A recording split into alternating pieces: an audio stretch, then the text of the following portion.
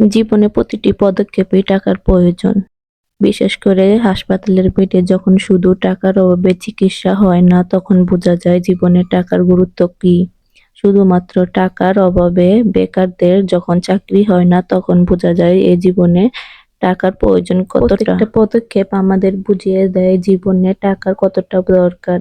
তাই আমাদের প্রত্যেকের উচিত টাকা ইনকাম করা, আর সেই টাকা অবশ্যই জমিয়ে রাখা। কারণ আপনি যখন কোনো বিপদে পড়বেন, আপনার আত্মীয়-স্বজনের কাছ থেকেও হয়তো নাও পেতে পারেন। তখন আপনার এই জমানো টাকাই আপনার কাজে আসবে। তাই অবশ্যই আমাদের প্রত্যেককে টাকা সেভ করা উচিত। মধ্যবিত্ত পরিবারের একজন হাউসওয়াইফ হয়ে আমি প্রতি মাসে কিভাবে ২ থেকে ৩,০০০ টাকা জমাই, সেটাই আপনাদের সাথে শেয়ার করব। আশা করছি ভিডিওটি আপনাদের কাজে লাগবে। ভিডিওটি ভালো লাগলে ভিডিও শুরুতে একটি লাইক দিয়ে পুরো ভিডিওটি কন্টিনিউ করার অনুরোধ রইল। আসসালামু আলাইকুম, পূর্ণিমা সিম্পল লাইফস্টাইল থেকে আমি পূর্ণিমা আছি আপনাদের সাথে। যে যেখান থেকে আমার আজকের ভিডিওটি দেখছেন, আশা করি সবাই আল্লাহর রহমতে অনেক ভালো আছেন। আলহামদুলিল্লাহ, আমরাও অনেক ভালো আছি। আপনাদের সাথে শেয়ার করতে করতে আমি আমার সংসারের কাজগুলো করে নেব। বেশি বকবক না করে তো চলুন ভিডিওটি শুরু করা যাক। যাই হোক, ভিডিও শুরুতে আমি যে কথাগুলো বলেছিলাম, যে মধ্যবিত্ত ঘরের একজন সাধারণ হাউসওয়াইফ হয়ে ঘরে বসে টাকা ইনকাম করা, আর সেই টাকা আমি কিভাবে জমিয়ে রাখি। জমানো টাকা দিয়ে আমি প্রায় সময় আমার সংসারে গুরুত্বপূর্ণ জিনিসগুলো কিনে থাকি, নিজের ছোট ছোট শখগুলো পূরণ করে থাকি।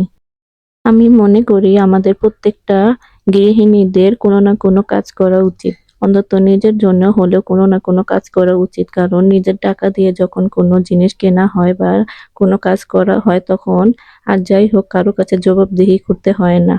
এর থেকে শান্তি বা আনন্দের আর কোনো কিছু হতে পারে না।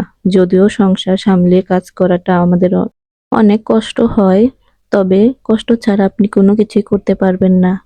যে কোনো কাজ করতে গেলে কিন্তু অবশ্যই পরিশ্রম করতে হবে। পরিশ্রম না করলে জীবনে কোনো কিছুই করা সম্ভব হবে না। আমি সংসারের কাজকর্ম করেও কিন্তু আমার সেলাইয়ের কাজ করে থাকি। এখান থেকে কম বেশি অর্ডার আসলেও মাসে ২ থেকে ৩,০০০ টাকা আমি ঘরে বসে ইনকাম করতে পারি। জীবনের প্রথম অবস্থায় অনেক কষ্ট করতে হয়, আর অবশ্যই ধৈর্য নিয়ে প্রত্যেকটি কাজ করতে হয়। প্রত্যেকটি কাজে আমাদের ধৈর্য ধারণ করা উচিত। যে যত বেশি ধৈর্যশীল, সে কিন্তু জীবনে খুব তাড়াতাড়ি সফলতা অর্জন করতে পারে। আর এটাই কিন্তু চিরন্তন সত্যি। বিপদে পড়লে কিন্তু ভালো করে বোঝা যায় আসলে টাকার গুরুত্ব কতটা। টাকা না থাকলে কিন্তু কোনো কিছুই করা সম্ভব নয়। বিশেষ করে আমি যখন আমার সন্তানকে নিয়ে টানা ২ মাস হাসপাতালে ভর্তি ছিলাম, তখন আসলে জীবনে বুঝতে পারছি যে প্রতিটি পদক্ষেপে কিন্তু টাকার আর টাকার প্রয়োজন। সবাই বলে হাসপাতালে গেলে নাকি চিকিৎসা হয়, কিন্তু আমি মনে করি টাকা ছাড়া চিকিৎসা হয় না। কেননা আপনি যখন হাসপাতালের টেবিলে টাকা ফেলবেন, তখন আপনার চিকিৎসা করা হবে। টাকা না দিতে পারলে যদি রোগীর মৃত্যু হয়, তাহলে হাসপাতালে কর্তৃপক্ষের কোনো কিছু করে না, সেটা হোক সরকারি কিংবা বেসরকারি, যে কোনো হাসপাতাল। আমি আরো একটি কথা বলতে চাই, জীবনে সুখ শান্তি মান সম্মান পেতে হলেও জীবনে টাকার প্রয়োজন আছে। কেন বলছি কথাটা? হ্যাঁ, আজ যখন আপনার টাকা আছে, দেখবেন আপনার আত্মীয় স্বজনের অভাব নেই, আপনার সবার কাছে দাম আছে। কিন্তু যখন আপনার কাছে টাকা ছিল না বা টাকা নাই, ওই লোকগুলোই দেখবেন আপনাকে দাম দিবে না কিংবা দাম দিতে চায় না, যোগাযোগ রাখে না, ফোন দেয় না, খোঁজ খবর নেয় না। কিন্তু যখন আপনার টাকা থাকবে, তখন দেখবেন আত্মীয় স্বজনের অভাব হবে না। কিন্তু একটা সময় তারা ভয় পেত তাদের ফোন, আপনার ফোন রিসিভ করতে, যে হয়তো আপনি যদি তাদের কাছে টাকা চেয়ে বসেন, এইভাবে তারা আপনার সাথে যোগাযোগ রাখতো না। তাই বলছি, জীবনে টাকার প্রয়োজন অনেক বেশি। জীবনে কষ্ট করুন, কষ্ট করে টাকা ইনকাম করে সেই টাকা বুদ্ধি খাটিয়ে জমিয়ে রাখার চেষ্টা করুন।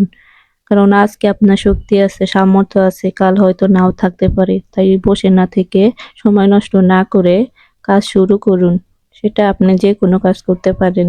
সেলাইয়ের কাজ করতে পারেন, রান্নাবান্না করতে পারেন, ইউটিউবিং করতে পারেন। এখন অনলাইন জগতে কাজের কোনো অভাব নেই। মেয়েরা চাইলে ঘরে বসে ইনকাম করতে পারে। ৫ থেকে ১০,০০০ টাকার কাপড় কিনে আপনারা সেটা অফলাইন কিংবা অনলাইন ২ জায়গাতে বিক্রি করতে পারবেন। আপনাদের সাথে কথা বলতে বলতে আমি আমার সংসারের কাজগুলো সেরে 3 সের থ্রি-পিস ছিল সেটা আমি কেটে নিয়েছি। আমার মতো আপনারাও চাইলে এই কাজগুলো করে মাসে 2 থেকে 3,000 টাকা ইনকাম করতে পারেন। ভিডিওটি যদি আপনাদের কোথাও কোনো অংশ ভালো লেগে থাকে তাহলে প্লিজ আমার চ্যানেলটি সাবস্ক্রাইব করে পাশে থাকবেন। আসসালামু আলাইকুম।